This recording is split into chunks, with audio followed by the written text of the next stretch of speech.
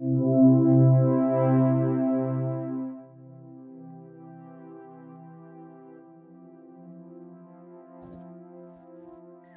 and welcome to our next session for measurement in industries.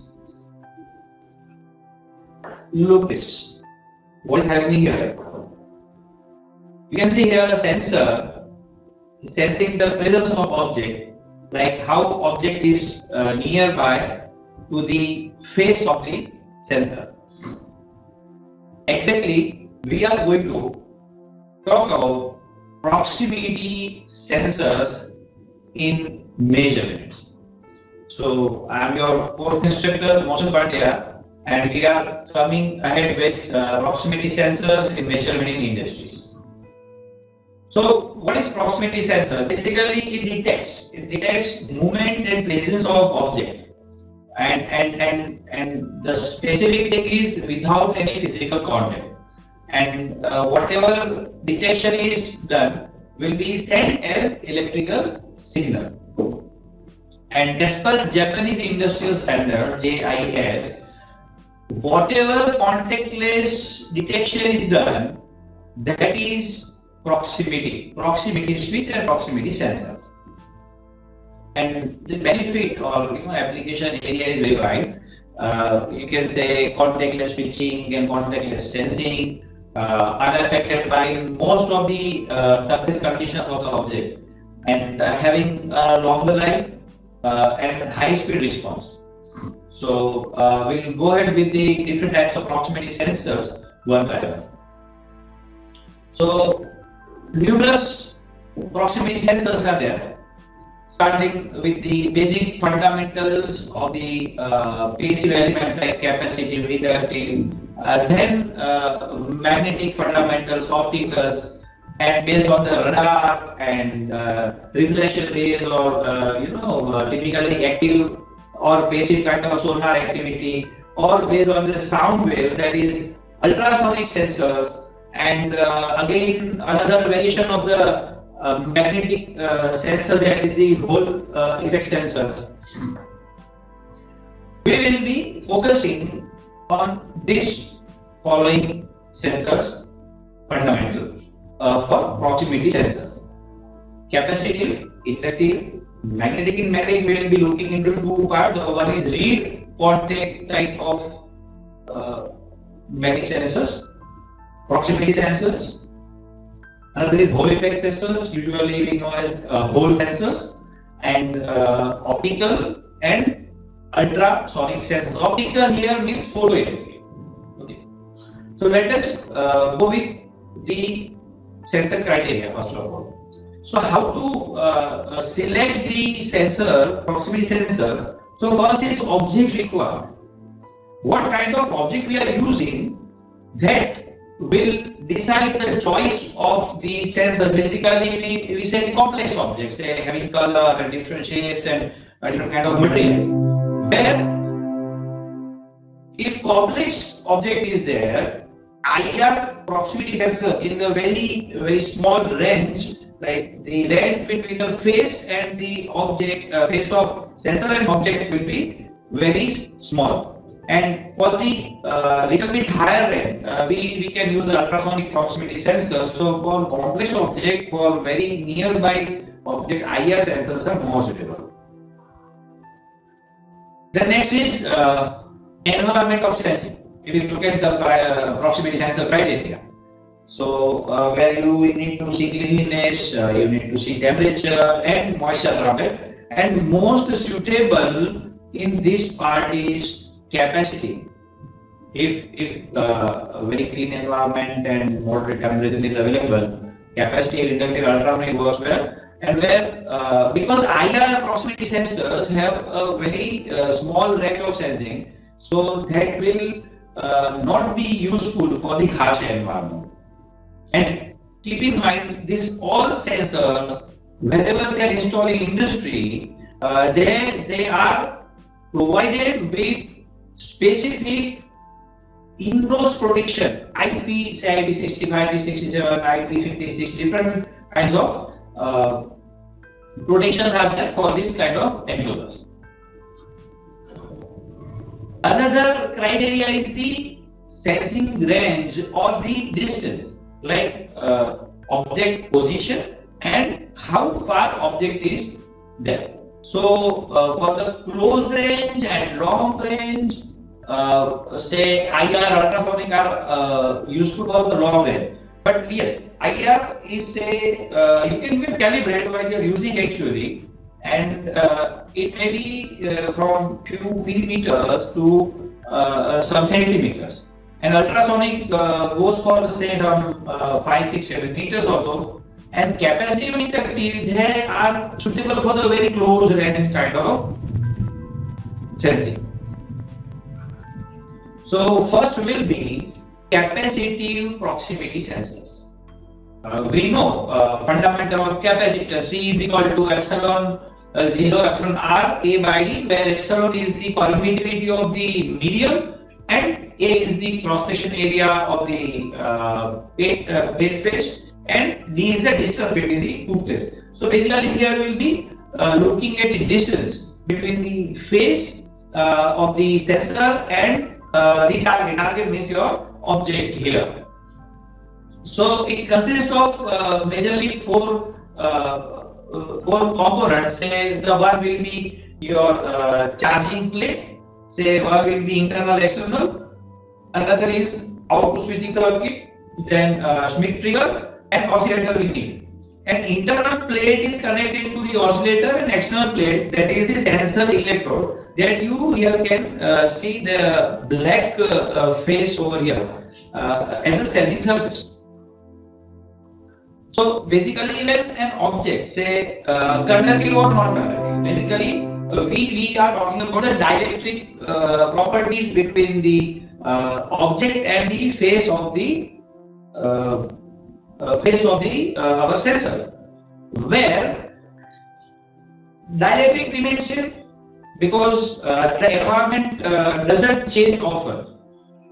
So what will be changing is distance between the one plate, say face, another plate the target. So how target far or near will decide the value of capacitance, and that will result in some output voltage, and that will actually trigger the sensor output switch. So here, whenever capacitive capacitive phase is nearby to target, let's say target is present, in that case only capacitive sensor will oscillate, like it will give output. It actually contains potentiometer as well for the setting of the sensor sensitivity. That you must have worked with some sensors during your small mini project where a small potentiometer was there, that you will be changing the sensitivity by varying the amount of the resistance provided to the current path. Here you see one of the application where capacitive proximity sensor is used here in this animation that you can see, and a particular defective part comes that is being taken away from the supply line. So what are the advantages? Here are the advantages. Like say contactless detection, that is everywhere in the proximity sensors. Another is a wide area of material can be detected. Here you look at the animation where number of objects are coming up and the response is very fast. Plus inside sensor there is no moving part. I am talking about the inside the sensor. So it actually always whenever there is no moving part, it gives you longer service time.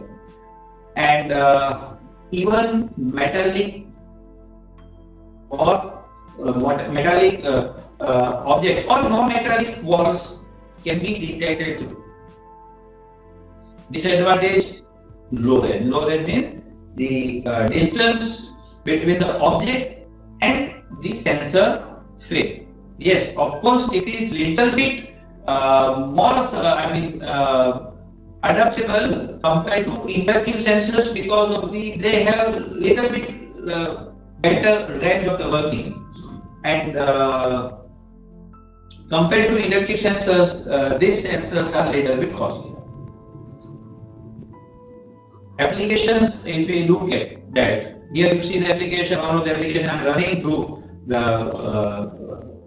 session, that production automation machine that counts the product or product transfer that you can see here in the diagram, filling the process or fluid level and pressure measurement that we have done in the previous session, moisture control, then non-erosive content detection or touch applications. Touch applications basically they are used in our cell phones and touchscreen devices. Next is inductive proximity sensor. The fundamental concept components almost remain same. Here we talk about the eddy current that is being produced in the target. So definitely this should be, the target should be a metal. Okay, metal means that can conduct the current. Whenever there is a current flowing within the conductor, it will again induce one eddy current or eddy field within that, and that will be actually being detected by this sensor. So once again here Schmitt trigger, then the sensor phase with the field and amplifier is there. So coil, oscillator, Schmitt trigger and the output switching circuit here will be given within the sensor. And here, as I said, it is based on the law of induction, where the coil with an oscillator and it will be detecting the presence of the metallic object. Okay, so detects metal objects only. So once again you see the diagram, electromagnetic detection field is there, active surface is given. See, you remember this for your examination purpose also, that you have to narrate by drawing the simple diagram. Okay. Basically, there will be two types of the inductive proximity sensor. The one will be shielded, another will be unshielded. Unshielded means it will have no restriction. It will detect from the all four sides sensing. And in shielding or shielded inductive proximity sensor, only front, like when the object comes in front of the face, it will detect. I mean, side or other dimensions will not be covered. So here you see one of the animations available is that metal object comes and it enters within the field of the sensor. See, this is little bit different than the pure magnetic sensor that is coming up in the next slide. Here, metal object is compulsory. There we will be talking about the magnetic and non-magnetic materials. So here you see the object on here like metal object, and eddy field is induced within that, and the signal is given to the circuit. The red, black to red status is changed. So here we apply an electromagnetic field which is generated by an AC supply in the coil. And whenever metal object comes closer to the magnetic field, as I said, eddy current will build up within the object and it will change the coil inductance, and it will trigger the sensor output switch. And even when a target is not present, inductive sensor will continue to oscillate because continuously magnetic field is generated. And whenever, I repeat again and again, whenever metallic object comes into the picture or it comes closer to your sensor, it will trigger the switch. So applications, one of the applications you can see here, where you can sense the speed. One of the best application is the sensing the speed with the presence of the inductive proximity sensors. So industrial usage is like again automation machines can have use them, and security purpose where detection of metal objects or armory or landmines with the help of this inductive proximity sensor without making any physical contact. You can find them. Advantages: contactless detection, available for all type of proximity sensors. Environment adaptability, like it is less affected with the dust and dirt because the magnetic field embedded in the almost every object. And versatile in the metal sensing, where you can set the sensitivity to detect certain kind of metals. Compared to capacitive proximity sensor, they are little bit cheap. And once again, here no moving part within the sensor, and hence a longer surface life is here. So disadvantages are also there. Maximum range is, as I said, you see 50 millimeters, and can detect metal objects only. So this is one of the limitation. And once again, as we have seen our fundamental studies, where the magnetic field and inductive activity are made affected by the extreme temperature conditions or chemical presence. So let's go ahead with the another magnetic proximity sensors. So this is once again position detection beyond the normal limits of the inductive sensor. See, we had capacitive sensor, then we had inductive. Now we go beyond certain range. If you want to extend the range, you have another methodology. This is a magnetic proximity sensor, where magnetic field can penetrate all non-magnetic material that we know. Like it may be a paper, it may be a wood, it may be polymer material. So it can detect through even the other side of the wall. But the condition is it should be non-ferrous metal. Stainless steel also you can detect through. You can detect through aluminium. You can detect through plastic or wood, as I say. So two types of magnetic proximity sensors you have to keep in mind. The one is reed contact type, where some mechanical activity will take place in the presence of magnetic field, and another is the Hall effect sensor, which is more popular in the industry and very specific past applications. So first, let us say reed contact type, where you can see the diagram where the part C, part D distance, and magnet is shown on the face. Let me go back for you to look at this diagram. Here the magnet is shown at the top, black one, that is given on the face, that is the permanent magnet.